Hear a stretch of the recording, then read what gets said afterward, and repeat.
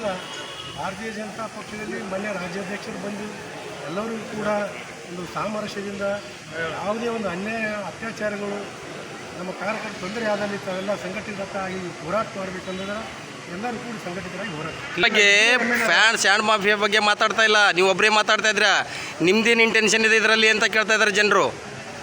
ನೋಡಿ, ಕಲಬುರಗಿ ಒಬ್ಬ ಜವಾಬ್ದಾರಿಯುತ ನಾಗರಿಕನಾಗಿ, ಒಬ್ಬ ಆತ್ಮಸಾಕ್ಷಿಯಾಗಿ ಕಲಬುರಗಿ ನಡೆಯುತ್ತಿರುವಂಥ ಅನ್ಯಾಯ ಅತ್ಯಾಚಾರಗಳ ಬಗ್ಗೆ ಹೋರಾಟ ಮಾಡೋದು ನನ್ನ ಧರ್ಮ ಮತ್ತು ನನ್ನ ಕರ್ತವ್ಯ. ಆ ನಿಟ್ಟಿನಲ್ಲಿ ನಾವೊಂದು ಪ್ರಯತ್ನ ಮಾಡ್ತಾಯಿದ್ದೀನಿ. ಆದ್ದರಿಂದ ಈಗಾಗಲೇ ಇವತ್ತು ಬೆಳಗ್ಗೆಯೇ ಕೂಡ ನಮ್ಮ BJP ಜಿಲ್ಲಾಧ್ಯಕ್ಷರು ಕೂಡ ಮಾತನಾಡಿದ್ದಾರೆ. ಒಂದು ಕೆಲವೇ ದಿನಗಳಲ್ಲಿ ಸಂಘಟಿತವಾದಂಥ ಒಂದು ಹೋರಾಟ ನಮ್ಮ ನಡೆ ಬಾಗುಡಿ ಕಡೆ ನಾವು ಮಾಡ್ತೀವಿ ಅನ್ನುವಂಥ ಒಂದು ಭರವಸೆಯನ್ನು ಕೂಡ ಕೊಟ್ಟಿದ್ದಾರೆ.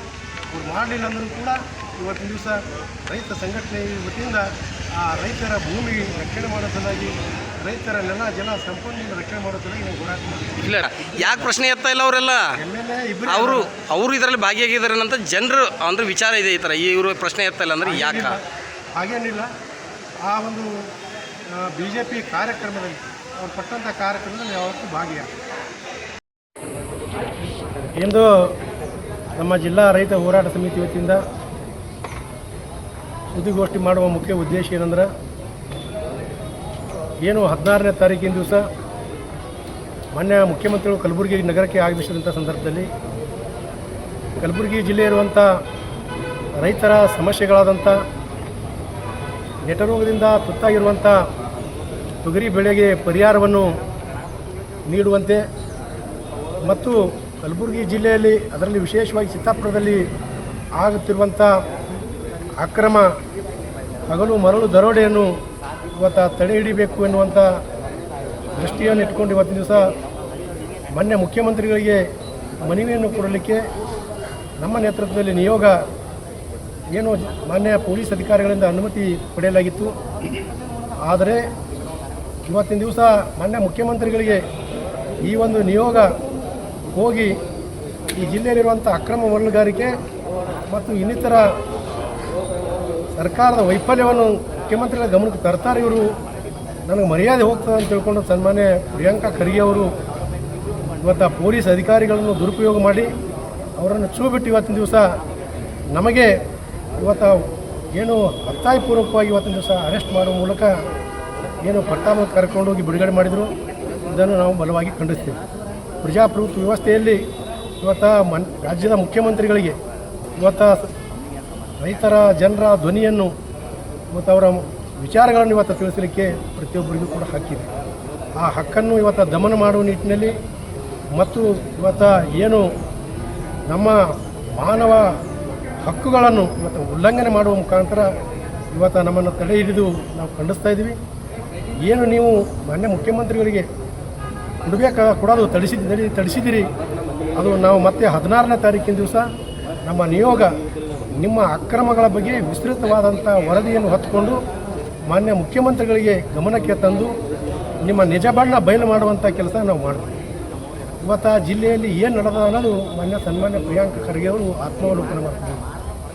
ಬುದ್ಧ ಬಸವ ಅಂಬೇಡ್ಕರ್ ಅವರು ಕಾನೂನು ಸಂವಿಧಾನದ ಬಗ್ಗೆ ಅಪಾರವಾದಂಥ ಆದರ್ಶಗಳನ್ನು ಹೇಳುವಂಥ ನೀವು ನಿಮ್ಮ ಕ್ಷೇತ್ರದಲ್ಲಿ ಏನು ನಡೀತಾ ಇದೆ? ಡಾಕ್ಟರ್ ಬಾಬಾ ಸಾಹೇಬ್ ಅಂಬೇಡ್ಕರ್ ಅವರು ಕಾನೂನು ದೃಷ್ಟಿಯಲ್ಲಿ ಎಲ್ಲರೂ ಒಂದೇ ಅಂತ ಹೇಳಿದ್ದಾರೆ.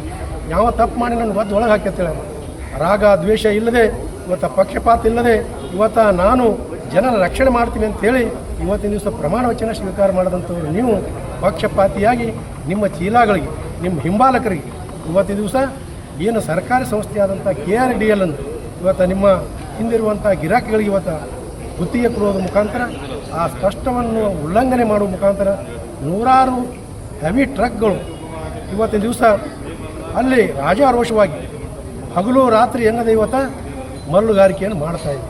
ಅದು ನಿಮ್ಮ ಕಣ್ಣಿಗೆ ಕಾಣ್ತಾ ಇಲ್ವೇ? ಸುಮಾರು ವರ್ಷಗಳಿಂದ ಇವತ್ತು 2 ವರ್ಷಗಳಿಂದ ಅದು ನಡೀತಾ ಇದೆ. ಯಾಕೆ ನೀವು ಸುಮ್ಮ ಕೂತೀರಿ?